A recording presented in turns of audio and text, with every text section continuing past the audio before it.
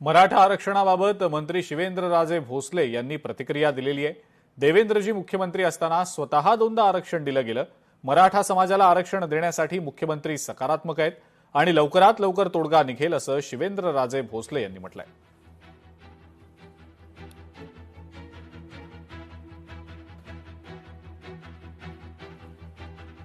स्वतः मुख्यमंत्री देवेंद्रजींनी दोनदा आरक्षण दिलं।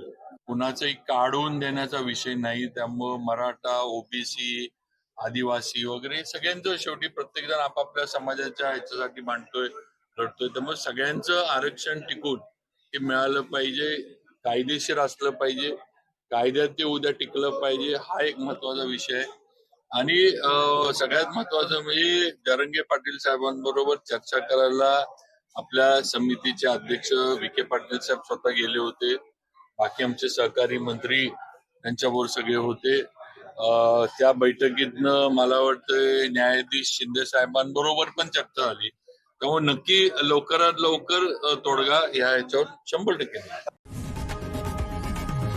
लोकशाही मराठी ऐका, पहा, जागरूक रहा।